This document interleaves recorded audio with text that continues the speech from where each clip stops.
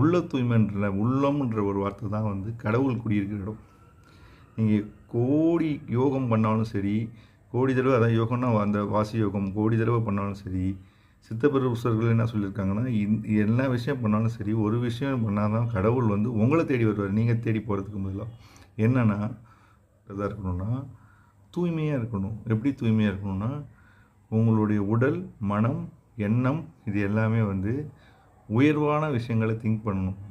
உயர்வை நோக்கியே தான் போயிட்டுருக்கணும். தாழ்வை நோக்கி போகக்கூடாது. இந்நேரம் பாசிட்டிவிட்டியாக இருங்க. மற்றவங்களுக்கு ஹாப்பினஸை ஸ்ப்ரெட் பண்ணுங்கள். ஒருத்தவங்களுக்கு உதவி செய்ய முடியல கூட ஒவ்வொருத்தருக்கும் செய்யாதீங்க. நல்லா சம்பாரிச்சிங்கன்னா 4 பேருக்கு உதவி செய்யுங்க. உங்களுடைய ஒரு ஒரு என்னென்னா, நம்மளுக்கு டக்குன்னு ஒரு வேட்டி கலந்துனா கை என்ன டக்குன்னு போய்ட்டு ஒரு ஃப்ராக்ஷன் ஆஃப் செகண்டில் அதை எடுத்து கட்டுதில்ல, அதோட வேகமாக வந்து அடுத்தவங்களோட கண்ணீர் துளிகளை துடைக்கிறதுக்கு தான் உங்களோட விரல்கள் போகணும். இதெல்லாம் பண்ணிங்கன்னா அந்த உள்ளத்தில் வந்து உங்களோட கடவுள் வந்து நீங்கள்